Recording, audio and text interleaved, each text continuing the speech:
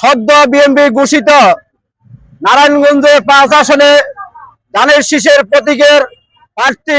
জনাব মাসুদুজ্জামান মাসুদ ভাইয়ের সমর্থনে আজকে আমরা নির্বাচনী যে প্রচারণা, সেই প্রচারণার অংশ হিসেবে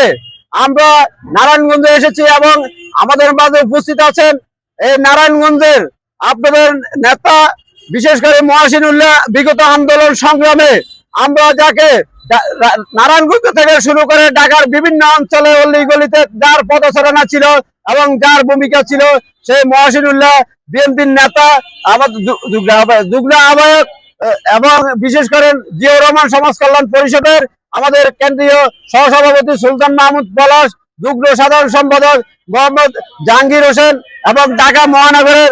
কেন্দ্রীয় সাংগঠনিক সম্পাদক মোহাম্মদ বাদল ভাই এবং উপস্থিত আছেন ঢাকা মহানগর উত্তরের সভাপতি জনাব রুহুল আমিন এবং উপস্থিত আছেন ঢাকা মহানগর দক্ষিণের সদস্য সচিব আমাদের কবির হোসেন, প্রচার সম্পাদক আমাদের কামাল মন্ডল সহ আমাদের অনেক নেতৃবৃন্দ এবং যুবদলে আমাদের সুমন আছে এবং ছাত্রদল এবং স্বেচ্ছাসেবক দল সহ নারায়ণ 11 নম্বর সিটি সদরের আছে নারায়ণগঞ্জ সদর থানার সহসভাপতি লুৎফুর রহমান সহ মন্টু সহ 11 নম্বর ওয়ার্ডের সাংগঠনিক সম্পাদক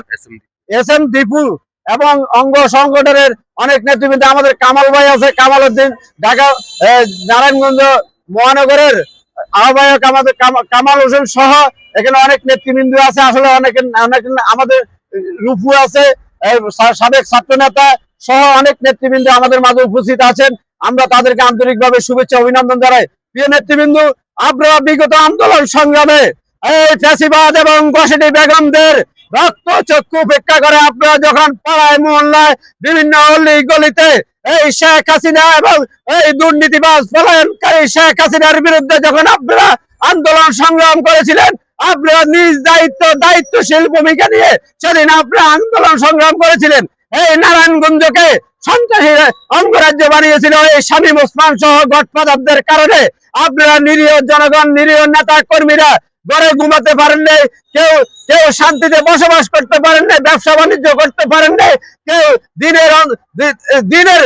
দিনের বেলায় তারা সন্ত্রাসের রাজ্য পরিণত করেছে। আজকে আমরা বলতে চাই, সন্ত্রাস মুক্ত বাংলাদেশ গড়তে হলে তারেক রহমানের নেতৃত্বে, বেগম খালেদা জিয়ার নেতৃত্বে এবং খালেদা জিয়ার প্রার্থীকে আপনারা জয়যুক্ত করবেন। জনাব মাসুদুজ্জামান মাসুদ ভাইকে আপনারা যেইভাবে হোক আপনারা বিপুল ভোটে বিজয় করবেন। এখানে মাসুদ ভাই বিষয় নয়, এখানে খালেদা জিয়া তারেক রহমানের প্রার্থী। আমি মনে করি এই আসন যদি আমরা বিজয় হই, এই আসনে যদি ধানের শীষের প্রতীকের মার্কায় আপনারা বিপুল ভোটে এই মাসুদকে নির্বাচিত করবেন। আমরা আশা করব